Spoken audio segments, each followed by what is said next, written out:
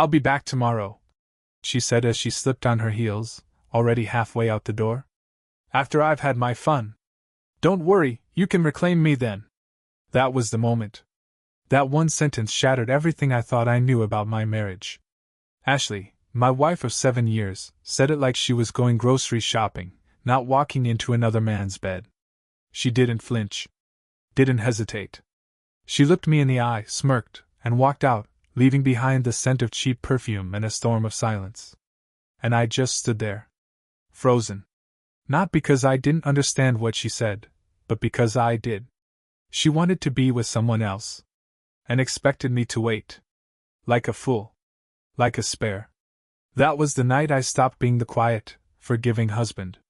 That was the night everything changed. Rewind just a bit, not too far. Maybe 2 days before. Ashley had started getting bolder. The lies weren't clever anymore. She barely tried to hide the messages on her phone. She stopped making excuses and instead made declarations. I'm not yours to control. She'd snapped over dinner when I asked why she was out till 2 a.m. I'm a grown woman. I can explore. Explore. That word stuck with me like a thorn. It was never about space, or healing, or finding herself. No.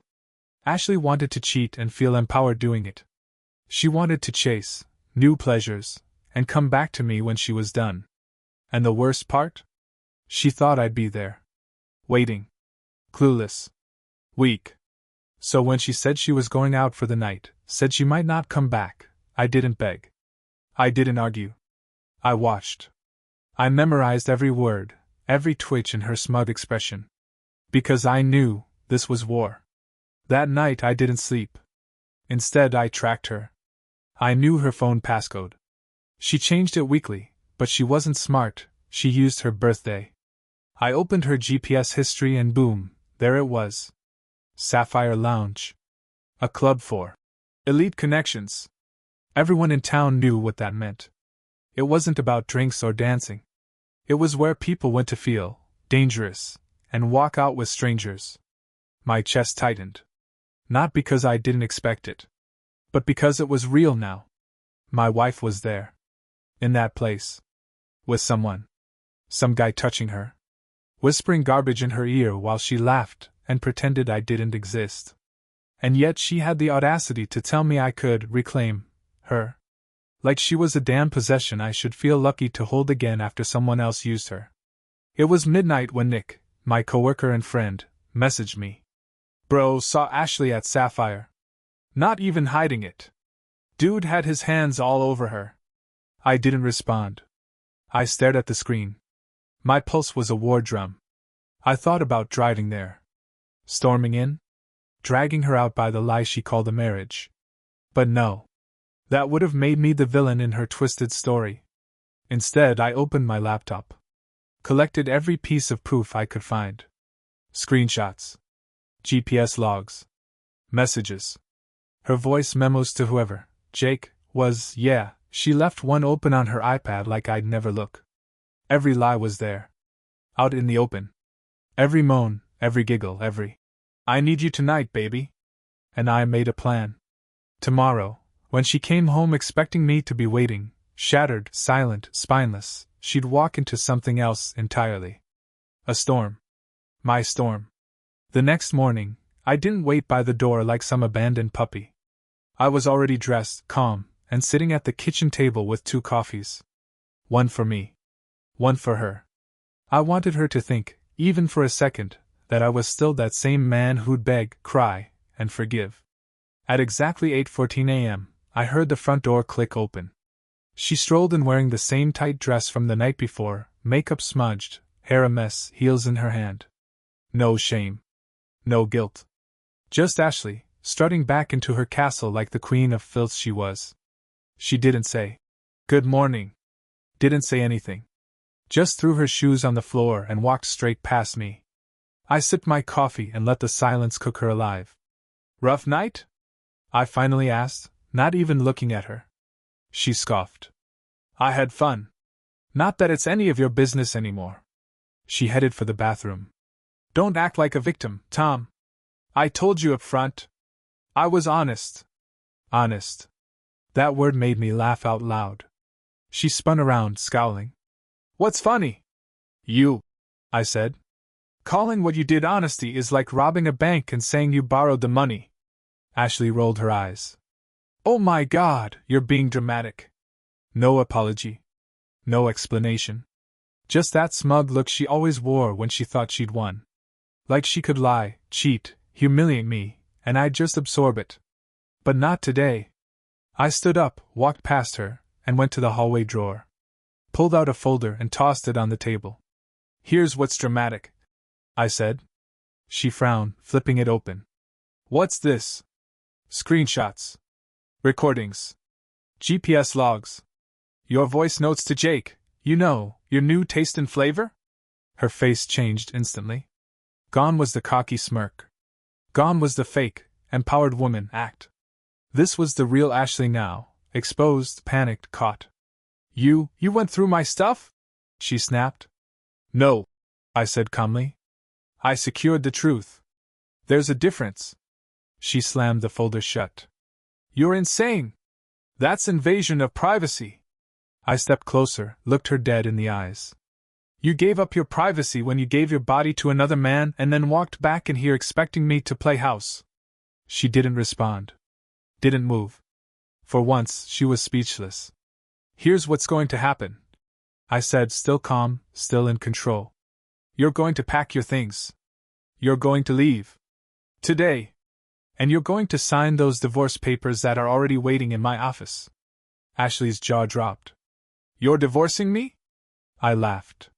A cold, quiet, satisfying laugh. You thought I'd stay after that performance last night? After you told me I could reclaim you like some pathetic second-hand prize? She opened her mouth, maybe to cry, maybe to lie again, but I didn't care anymore. The switch had flipped. I wasn't hers. Not anymore. Oh, and one more thing, I added as I walked past her. Check your phone. I sent the screenshots to your mom, your sister, and your boss.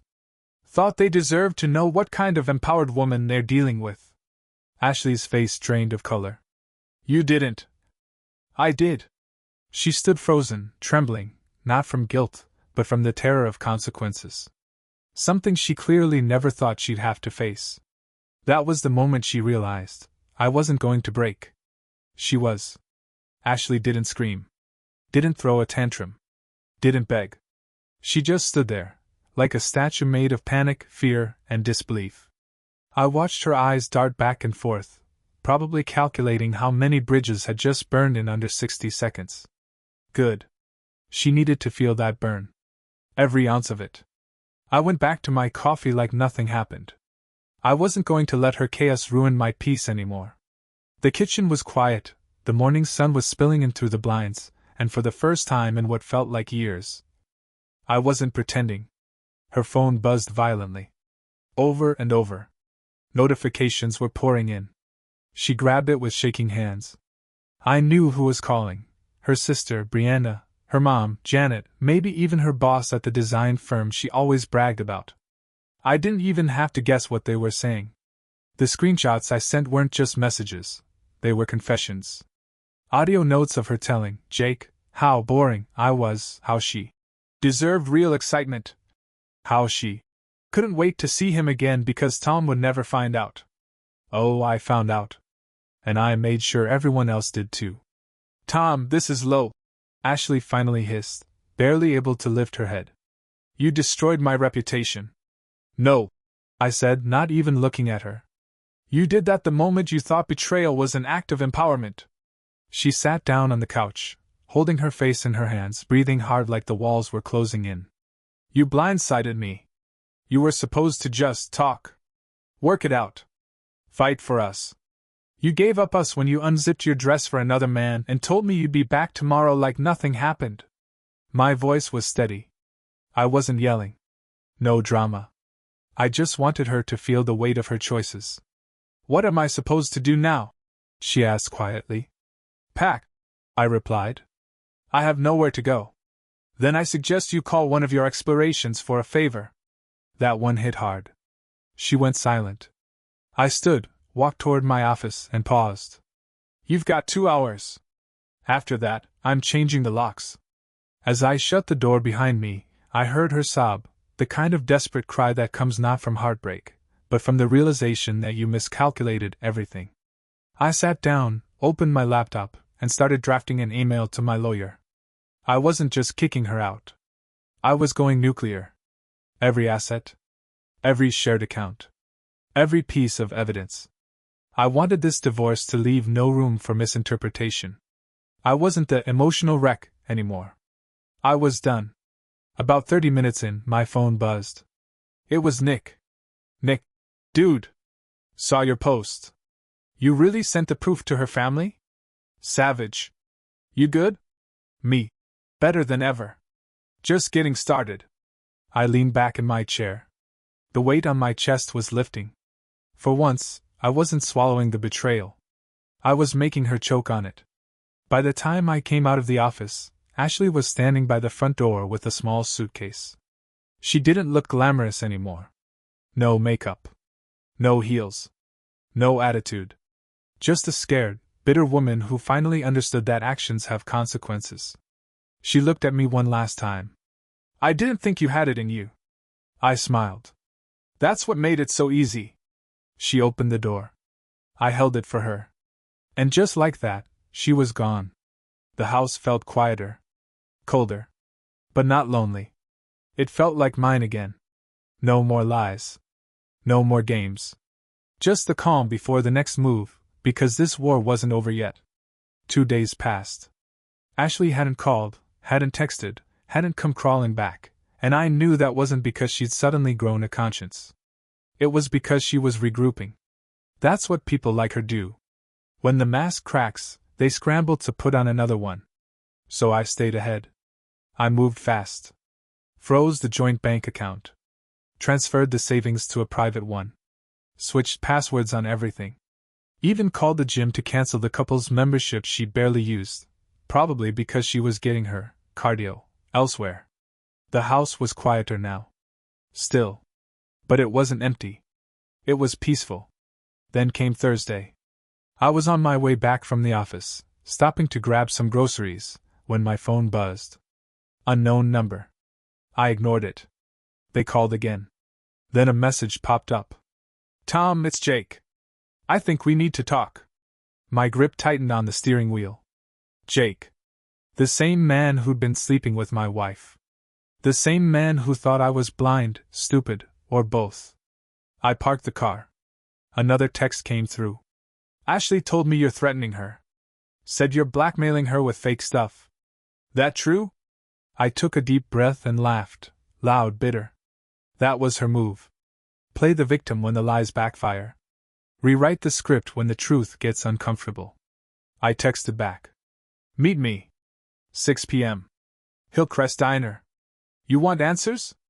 I'll give them. I didn't do it to explain myself. I did it because I wanted to look this guy in the face. The man who helped blow up my marriage. Who probably thought he was a nice guy, just giving a lonely wife attention. And I wanted to see how fast his face would fall when he realized he was nothing more than a piece in her little game. At 5:58, I walked into Hillcrest and there he was. Mid-30s, expensive haircut, trying to look confident but clearly uncomfortable. Jake? I asked. He nodded. You must be Tom. We shook hands. His grip was weak. She told me you tried to spin everything, he said. I didn't reply. Just pulled out my phone and tapped play. Her voice came through, crystal clear. He's clueless, baby. I just tell him I'm working late or need space. Tom's harmless. He'll cry, but he won't fight back. His eyes widened. I let it play longer. Every message. Every disgusting detail. Her voice dripping with deceit. Manipulating both of us like we were pawns on her chessboard. He sat back, stunned. She said you were abusive. Controlling. That you cheated on her first. There it was. The pattern. The full picture. Ashley wasn't just a cheater. She was a pathological liar who fed him one sob story while feeding me betrayal. Don't feel special, I said. You weren't the first. Won't be the last. She's been exploring behind my back for at least 6 months. Maybe longer. Jake looked like he'd been punched. I didn't know. I don't care, I interrupted. You helped her. That makes you responsible too. He lowered his gaze. What are you gonna do now? I smiled. Already doing it. I handed him a printed copy of the evidence folder. You're going to sign this statement saying everything you've told me is true. That you were misled. That she lied about me. You can add a disclaimer. I don't care. But you're not walking away clean. Not anymore. He hesitated. Then took the pen. Ashley had thought she could juggle lies forever. But now, her entire fantasy was caving in. The guy she used to cheat? Turning on her. The husband she betrayed? Fighting back. By 7 p.m., I was back home. I emailed the signed statement to my lawyer. Attached everything else. By the time Ashley realized what was happening, the court would already be pulling her world apart, one thread at a time. And I wasn't done yet. It didn't take long. The next morning, at exactly 9:02 a.m., I got a call from a blocked number. I let it ring out. Then the texts started coming. First, a fake apology. Ashley. Tom. I've been thinking. I messed up. Can we talk? Face to face. Please. I didn't reply. 10 minutes later came the guilt trip. You've already humiliated me. What more do you want? I'm still human. Right. Human, but only now that her games were backfiring.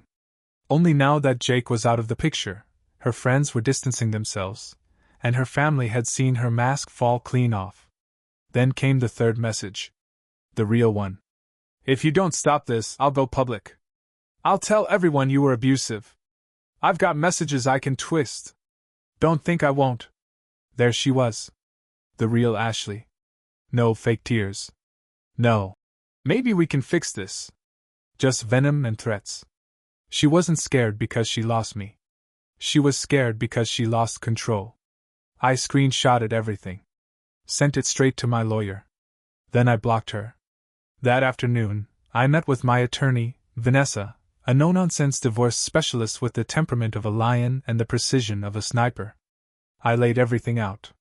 All the files, the GPS data, Jake's signed statement, Ashley's texts, even a few audio recordings from our last conversations. Vanessa barely blinked. You've got everything we need. We'll file the divorce with fault on her side. Adultery, manipulation, reputational damage. She won't get a cent more than she deserves, which is nothing. That was the moment I knew Ashley had officially lost. And I wasn't done punishing her. That weekend I hosted a small get-together at my house. Just close friends and family. I cooked, laughed, drank. For once, people saw me smiling without her shadow next to me. And every single one of them had a story. My wife never liked her, said my friend Mark. She always said Ashley gave off snake vibes. She tried to flirt with me once, Nick added, shaking his head. I didn't want to say anything back then, but man, she was on another level. That part hit hard. Because all this time, I was blind. Ashley had been poisoning everything behind the scenes while I was out here defending her, loving her, believing her. But not anymore. Then, something unexpected happened. Around 10 p.m., someone knocked on the door. I opened it, and there she was. Ashley. Wearing a clean outfit this time, hair done, makeup perfect. Holding a bottle of wine like she was just swinging by for old time's sake. Everyone inside went quiet. I stepped out and closed the door behind me. What do you want? I asked flatly. She tilted her head, acting innocent. I heard you were having people over. Just wanted to drop by. Maybe talk, maybe clear the air? I crossed my arms. You're not stepping foot back in this house. Not tonight. Not ever. Her expression darkened. You can't erase me, Tom. I was your wife. No, I said, calm but sharp. You were a problem. Now you're a memory. She narrowed her eyes. You think you're the hero in this story? People always move on. You'll realize that soon enough. I took a step closer. I already have. You're not the tragedy in my life. You're the mistake I survived. I turned, walked back inside, and slammed the door behind me. And for the first time, the house didn't feel haunted. It felt like peace. Like freedom. But I wasn't done yet. Ashley thought she could threaten me. Twist reality. Play the victim. But the real war was about to begin, in court. And I'd already won the opening battle. The court date was set. Ashley had been officially served. I would have paid good money to see her face when she opened that envelope, her own lies documented, highlighted, and weaponized against her. The woman who thought she could rewrite history was finally being held accountable by the one person she never expected to stand up. Me. But this wasn't just about divorce anymore. It was about dragging her out of the shadows she thrived in and forcing her to face the truth. In public. In front of a judge. With no place left to hide. In the days leading up to the hearing, I made sure everything was airtight. Vanessa and I prepared like it was war, and honestly it was. She was ruthless with the strategy, full exposure, zero mercy. Everything Ashley had said, done, or tried to hide? We had it. She wasn't just going to lose. She was going to burn. Then, 2 days before court, she showed up again. Not at my house, at my job. I had just stepped out of a meeting when I saw her waiting in the parking lot, leaning against her car, sunglasses on like she was someone famous. I sighed, walked over, arms crossed. You realize how insane this is, right? I said. Showing up here? At my workplace? She pushed off the car and walked up to me, all fake sweetness. Tom, I know you're angry. I know I hurt you. But we don't need to drag this into court. I'm willing to talk, settle things quietly. We can make it clean. Private. No drama. No, I said flatly. See, you wanted privacy when you were sneaking around with Jake. Now we're doing things my way, in the light. Where lies melt. Her mask slipped for half a second. That twitch in her jaw? That wasn't regret. It was fear. You really want to humiliate me that badly? She hissed. You think this makes you strong? I stepped in closer, keeping my voice low and razor sharp. No. What made me strong was surviving you. What makes me dangerous is that I'm not afraid of you anymore. She didn't say anything. Just got back in her car and drove off. Coward. The day of the hearing finally came. I wore my best suit. Vanessa brought the storm with her briefcase. Ashley showed up late, of course, in a white dress that screamed, I'm innocent. But the judge wasn't fooled. Neither was her own lawyer, some guy who clearly hadn't been briefed on what he'd walked into. We submitted everything. The proof of her affair. Her own voice messages mocking me. The signed confession from Jake. The screenshots of her threatening to lie publicly. Bank statements showing her spending our shared funds on hotel stays and gifts. Ashley tried to speak, tried to twist the narrative, but every time she opened her mouth, we countered with evidence. Her voice broke. Her eyes darted to the gallery where her mother and sister sat, stone-faced and disappointed. The judge didn't even need a recess. He ruled in my favor before lunch. Full divorce granted. She forfeits any claim to the house. No spousal support. A court order barring her from contacting me further outside legal counsel. Ashley was silent as we left the courtroom. But I wasn't. I stopped just long enough to say one last thing. You said I could reclaim you after you had your fun. But the truth is, I never wanted you back. I just wanted you exposed. She looked at me, lips trembling, but said nothing. She had finally lost control. I walked out of that courthouse not just divorced, but free. Free from lies. From gaslighting. From guilt. From that twisted idea that love means enduring betrayal. But I still had one final move left, and I knew exactly where to make it. A week after the divorce was finalized, I walked into the one place Ashley still thought she was untouchable, her workplace. Her design firm, polished, modern, full of smiles and fake professionalism.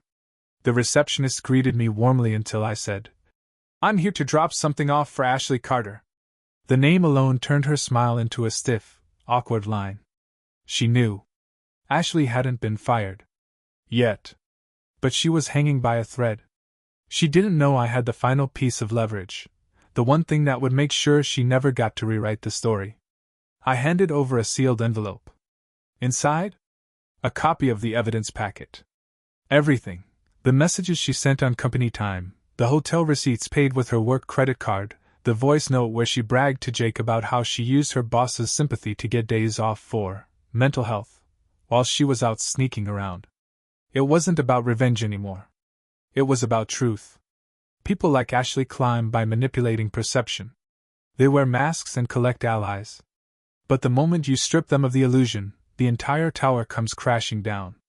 By the time I got home, I already had a text from a former coworker of hers. "Bro, Ashley just got pulled into a meeting. HR looked pissed." "What the hell did you give them?" "Just the truth," I replied. I was done being quiet. Done letting her lie without consequences. That night, I made one final post on my private account. It wasn't for attention. It wasn't for pity. It was a closing statement. Some people don't cheat because they're unhappy. They cheat because they're entitled. They think love is a leash, and loyalty is weakness. I gave everything to someone who saw me as disposable. Now she's out of my life, and I've never breathed easier. If you're going through something like this, just know, surviving betrayal isn't the end. It's the beginning. I didn't tag her. Didn't need to. By morning, the post had gone viral. Not celebrity viral, but enough for my inbox to flood with messages from people who saw themselves in my story. Men. Women. Strangers. Some heartbroken, some angry, some thanking me for putting into words what they were too scared to say. But it was one message that stuck with me. "She told me you'd never stand up for yourself. Glad to see she was wrong." It was from Jake. Short. Honest. Closure. I didn't reply. I didn't need to. That chapter was sealed. The next few weeks were calm. Strangely quiet. No drama. No sudden texts. No emotional whiplash. Just peace. I started sleeping through the night again. Started hitting the gym every morning like I used to before life with Ashley made me tired all the time. Even took a weekend road trip to a cabin with a few buddies. No phones, no noise, just firewood and old stories. And one night, while I sat staring into the flames, Nick turned to me and said, "You know, man, I've never seen you like this. It's like the color's back in your face." I just nodded. "It's crazy, isn't it? You live in the middle of a fire for so long, you forget what fresh air feels like." Ashley? Last I heard, she was jobless, living in her cousin's guest room, and burning through her savings. The social circles she used to command had dried up. People weren't calling her anymore, not because of me. Because of her. Turns out, the truth has a longer reach than a lie. I could have gloated. But I didn't. Because winning isn't watching someone else fall. It's choosing not to fall with them. 3 months. That's how long it had been since Ashley walked out the door in that black dress, whispering something about exploring pleasure, like she was on a spiritual journey instead of walking into another man's bed. And in those 3 months, I rebuilt everything she tried to tear down, not just my finances or my reputation, but me. The man she once thought she broke beyond repair? That man was standing taller now, stronger, sharper, and finally living like he was free. One afternoon, I got a message from her mom, Janet. "I'm sorry, Tom. I don't know what went wrong with her. You didn't deserve any of this. I hope you're okay." I stared at the message for a moment, then typed back, "I am now." Because it was true. I wasn't just surviving anymore. I was thriving. Then, as if the universe was trying to test me one last time, she reached out. "Ashley. After everything. Blocked numbers. Emails ignored. Every door slammed shut, and still, she tried to creep back in like a shadow. This time, it was a letter. Handwritten. Delivered to my door. Tom. I've had time to think. I'm not asking for forgiveness. I know what I did. But I want you to know, you were never the problem. I was. I thought I needed freedom. What I really needed was to grow up. I lost something real. I hope one day, someone loves you the way you loved me. No blame. No gaslighting. Just honesty. Too late, of course. But part of me respected it. Not because I wanted her back. Hell no. but because I finally saw clarity where there was once only fog and manipulation. And that's when I knew I had won. Not because I hurt her back. Not because I destroyed her in court. Not because her life fell apart. I won because I walked away whole. She tried to make me feel small, unlovable, weak, replaceable. But in doing so, she made me see who I really was, and who I would never allow myself to be again. So what did I learn? Never ignore the gut feeling. It always knows. Loyalty isn't love if it's one-sided. A relationship without respect is a slow death. And silence in the face of betrayal isn't strength, it's surrender. I'm not angry anymore. That part of me burned out the moment I realized I wasn't the villain in this story. I was just a fool who trusted the wrong person for too long. And if you're reading this, watching this, or hearing this, maybe you're where I was. Maybe you're still giving pieces of yourself to someone who doesn't value them. Let me tell you this. Leave. Heal. Rebuild. Win. Not for revenge. Not for a comeback. But because you deserve peace. You deserve to look in the mirror and see someone you're proud of, not someone constantly questioning if they're enough. Ashley was a storm. But storms pass. And now? Now I wake up to blue skies and fresh air. No lies. No games. No drama. Just freedom.